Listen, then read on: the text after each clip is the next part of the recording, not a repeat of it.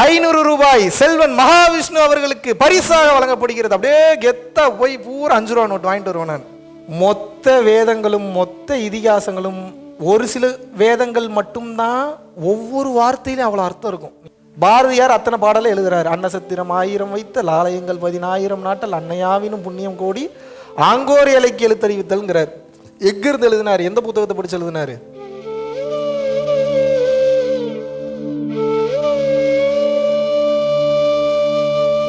நானும் ஒரு அரசு பள்ளி ஆசிரியர். மிகச்சிறப்பு. யூடியூப்பில் நிறைய வீடியோஸ்லாம் பார்த்துட்டு இருந்தேன். நிறைய ஆன்மீக வீடியோஸ்லாம் பார்த்துட்டு இருப்பேன். அதில் உங்கள் வீடியோஸ் பார்க்கும்போது மட்டும் எனக்குள்ளே ஒரு ஏதோ உங்களை கண்டிப்பாக நேரில் பார்க்கணும் அப்படின்னு தோணுச்சு. கிட்டத்தட்ட ஒரு 3 மந்த்ஸாக ஃபாலோ பண்ணிகிட்டு இருக்கேன். அதில் அப்புறம் பெங்களூர் கிளாஸ் அட்டன் பண்ணுன்ட்டு ரொம்ப விருப்பப்பட்டேன். அந்த டைமில் என்னால் வர முடியல. இப்போ நான் ராசிபுரம், நாமக்கல் மாவட்டம் ராசிபுரம். ஸோ இந்த வாட்டி கண்டிப்பாக வரணும் அப்படின்ட்டு ஸ்கூல் லீவ் போட்டு நேற்று நம்ம கிளாஸ் அட்டன் பண்ணியிருக்கோம். இதில் வந்து பார்த்திங்கன்னா பல விஷயங்கள் புரிய வந்துச்சு. இப்போ நம்ம ஏன் பிறந்தோம், நம் பிறப்பின் அவசியம் என்ன, நம்ம எதை நோக்கி போகணும் அப்படின்ற எல்லா விஷயத்தையும் வந்து ஐயா சொன்னார். அது தெளிவாக புரிஞ்சுது. இப்போ நம்ம அது எப்படி வந்து போகணும் அப்படின்ற யோக அடிப்படையில் சொல்லியிருக்காரு. அந்த யோக பயிற்சியை முறையாக தெளிவாக சரியாக செஞ்சால் எல்லாருக்கும் அந்த இறைவனோட அருள் கிடைக்கும், ஐயாவோட அருள் கிடைக்கும் என்பதை கேட்டு வாய்ப்புக்கு நன்றி கூறி விடைபெறுகிறேன். நன்றி, வணக்கம். உங்களுடைய உடல்நிலை மனித நிலையிலிருந்து யோக நிலைக்கு மாறும். அப்படின்னா என்ன? You are not a human anymore. என்னங்க மனுஷனாவே இருக்க மாட்டேன் நான்? நீங்களாம் சொல்றீங்க நான்லாம் அப்புறம் மனுஷனாவே இருக்க மாட்டேன் சொல்றீங்களா? பில்டப்பா இருங்க. இப்போ மனுஷனா இல்லாமல் இருங்க. என்ன பிரச்சனை உங்களுக்கு? மனுஷனா இல்லாமல் இருந்துடலாமா? கவலைப்பட வேணாம். மிக சிறந்த மனிதர்களாகி விடுவீர்கள். அற்புதமான மனிதர்களாகிடுவீங்க. தெரிந்து செய்ய பார்க்கின்றேன் சொல்வேன் என்ற சிந்தை எல்லாம் தோள்கள் எல்லாம் பூரிக்குதடா அன்றந்த லங்கையினை ஆன்ற மரத்தமுடன் ஐயரண்டு திசை முகத்தும் தன்புழை வைத்தோன் குன்றெடுக்கும் பெருந்தோளான் கொடை கொடுக்கும் கையான் குள்ளநெறி செயல் செய்யும் கூட்டத்தின் குற்றம் என் தமிழர் மூதாதை என் தமிழர் பெருமான் ராவணன் கான் அவன் நாமம் உலகம் அறியும் வஞ்சகவி பூஷணனின் அண்ணன் என்று தன்னை வையத்தார் சொல்லும் ஒரு மாபழிக்கு அன்று நெஞ்சகனை நல்யாழி நரமுதனை தடவி நிறைய இசை செவ்வியமுது தருமுலவன் தன்னை வெஞ்சமரில் சாதல் வர நேரினும் சூழ்ச்சி விரும்பாத பெருந்தகையை தமிழ் மறைகள் நான்கும் சஞ்சரிக்கும் நாவானை வாழ்த்துகின்ற தமிழர் என்பேன் மறந்த வரை சடக்கர் என சொல்வேன். வீழ்ச்சி ஒரு தமிழகத்தில் எழுச்சி வேண்டும், விசையோடு இந்த தேகத்தில் நன்மை வேண்டும். சூழ்ச்சிதனை வஞ்சகத்தை பொறாமை தன்னை தொகையாக நிறுத்தி தூளாக்கும் கால்ச்சிந்தை மரச்செயல்கள் மிகவும் வேண்டும். கடல் போல சந்தமொழி பெருக்க வேண்டும், கீழ் செயல்கள் விடவும் வேண்டும். ராவணன் தன் கீர்த்தி சொல்லி அவன் நாம வாழ்த்து வேண்டும். ஏதாவது புரிஞ்சுதா? ஏதாவது புரிஞ்சா? கையெல்லாம் தட்டாதீங்க. என்ன புரிஞ்சது உங்களுக்கு? எது கை தட்டுறீங்க? ஏதோ கஷ்டப்பட்டு பேசுனீங்க தம்பி, நல்லா இருந்தது தம்பி, ஏமாந்து போயே உட்கார்ந்துருக்காது. என்ன புரிஞ்சது இப்போ உங்களுக்கு? ஒண்ணுமே புரியா. இன்னும் பேசுவேன் நான். உரைசால் சிறப்பின் அரைசூவிலை திருவின் பரதர் மலிந்த பயங்களும் மாநகர் தீரா காதலின் திருமுகம் நோக்கி கோவலன் குறுமோர் குறியா கட்டுரை குலவி திங்கள் இமைவர் ஏத்த அழகோடு முடித்த அருமை தாயினும் உறுதியின் நின்னோடுடன் பிறப்புண்மையின் பெரியவன் தருக திருநுதலாகன அடையார் முனையகத்து அமர்மே படுனருக்கு படைவழங்குவதோர் பண்புண்டாகலின் உருவிலாளன் ஒரு பெருங்கருப்புவில் இருகரும் உருவமாக ஈக்க மூவா மருந்தின் முன்னர் தோண்டலின் தேவர் கோமான் தெய்வ காவல் படை நின களி கவதனிடை நினக்கிடையென அறுமுக ஒருவனோர் பெருமுறையின்றியும் இருமுறை காணும் இயல்புடன் என்றே அஞ்சுடர் நெடுவேல் ஒன்றின் முகத்து செங்கடை மலைக்கு இரண்டாயி திரு மயிரிழப்பீரும் மாயின் மனைநெனின் தன்கா நடையும் அன்னம் நன்னுதல் நன்னடை கழிந்து நன்னீர் பண்ணை நலிமலர் செரீரும் அரியதாமே சிறுபசிங்கிலியே அமிழ்தும் யாழும் அமிழ்தும் குளத்தின் மழலை கிளவிக்கு வருதினவாகி நடமலை கோதின் நலம்பாராட்டுவர் மறுவில் மங்கள அணிய அன்றியும் பிரிதனி அணியை பெற்றதை அவன்கொள் பல்லிருங்குந்தல் சின்மலர் அன்றியும் எல்லவில் மாலையோடு எண்ணூற்றனர்கள் மாசரு பொன்னே வளம்புரி முத்தே காசரி விரையே கரும்பே தேனே அரும்பெறல் பாவா ஆறுயிர் மருந்தே மலையிடை பிறவா மணியே என்கோ அலையிடை பிறவா அமிழ்தே என்கோ தாழிடை பிறவா இசை என்கோ தாழிருங்குந்தல். என்ன புரிஞ்சுது? நான் பேசிக்கிட்டே இன்னும் போவேன் நான். எனக்கே மூச்சு வாங்குது.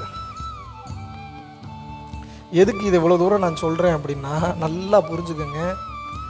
மொத்த வேதங்களும் இப்படி தான் இருக்குது. எப்படி இருக்குது? எப்படி இருக்குது? இப்போ நான் பாடினது சிலப்பதிகாரம். இதுக்கு முன்னாடி பாடினது வீரத்தமிழன்ற தலைப்பில் பாரதிதாசன் பாடின ஒரு கவிதை.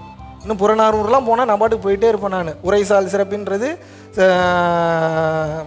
நம்மளுடைய சிலப்பதிகாரம். சிற்றில் நற்றுன்பட்டு நின் மகன் யாண்டுலன் என்ன வினவுதி என் மகன் யாண்டுலன் மாயினும் அறிய புலி சேர்ந்து போகிய கல்லலை போல ஈன்ற வயிறுதுவோ தோன்றோன் மாதோ போர்க்களத்தானே புறநானூற்று பாடல். வேற என்ன பாடணும் உங்களுக்கு? வேற ஏதாவது கந்தசஷ்டி கவசம் பாடணுமா? காக்க காக்க கனகுவேல் காக்க நோக்க நோக்க நொடியில் நோக்க தாக்க தாக்க தடையிற தாக்க பாக்க பாக்க பாவம் பொடிபட பில்லி சூனியும் பெரும்பகையகல வல்லல் பூதம் வளாஷ்டிய பைகள் அல்லற்படுத்தும் அடங்கா முடியும் பிள்ளைகள் தின்னும் புழக்கடை முடியும் போனால் போயிட்டே இருக்கும். என்னென்னமோ இருக்குது பாட்டு, என்னென்னமோ படித்து வச்ச பாட்டெல்லாம் இருக்குது. இதெல்லாம் படித்து பார்த்து ஒரு கடத்தில் டயர்ட் ஆகிட்டேன் நான். என்னடா எதையோ மனப்பாடம் பண்ண சொல்கிறீங்க, உங்களுக்கும் அதுக்கு அர்த்தம் தெரிய மாட்டேங்குது, படிக்கிற எனக்கு அர்த்தம் தெரிய மாட்டேங்குது. ப்ரைஸ் மட்டும் ஃபஸ்ட்டு ப்ரைஸ் 500 ரூபாய் செல்வன் மகாவிஷ்ணு அவர்களுக்கு பரிசாக வழங்கப்படுகிறது. அப்படியே கெத்தா போய் பூரா 5 ரூபா நோட்டு வாங்கிட்டு வருவேன் நான். சரி 500 ரூபா வாங்கிட்டோம், என்ன பண்ணலான்னா எங்கள் அம்மா பிடிங்கிடுவாங்க அது 500 ரூபாயை. டேய் 1.5 மாதம் உட்காந்து மனப்பாடம் பண்ணேனேடா அதை. இன்னும் 500 ரூபாயே எங்கள் அம்மா வாங்கிட்டாங்க. அம்மா வாங்கி பத்திரமா வச்சுனா பரவாயில்ல, செலவு பண்ணிட்டாங்க. கொடுத்தவர் அவர் பிஸி ஆகிட்டாரு. படித்தவன் அதுக்கப்புறம் நானும் என்னோட வேலைகளில் அடுத்தடுத்துல பிஸி ஆகிட்டேன். படித்தது எதுக்கடா படித்தேன்னு பார்த்தா தெரில எனக்கு. அந்த ஒன்று அந்த 500 ரூபா என்கிட்ட இருந்திருக்கணும், இல்லை படித்த எனக்கு விளக்கமாக தெரிஞ்சிருக்கணும். எதுவுமே தெரியல. படித்த என்ன பிரயோஜனம்?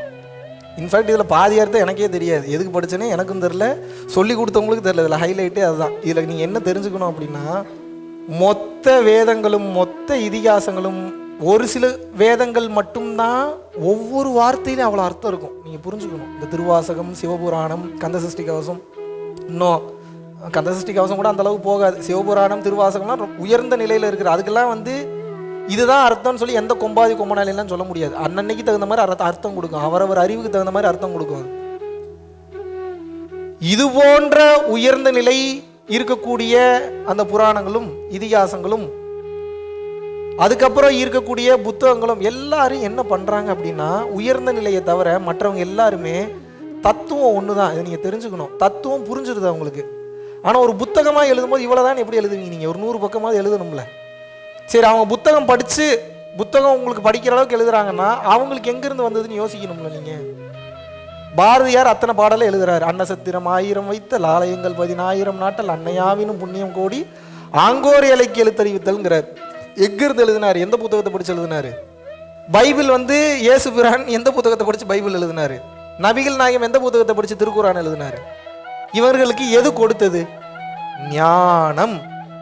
ஞானம்தான் இருப்பதிலேயே அண்ட சராசரத்திலேயே உயர்ந்த சொத்து. எத்தனை பேத்துக்கு புரியுது?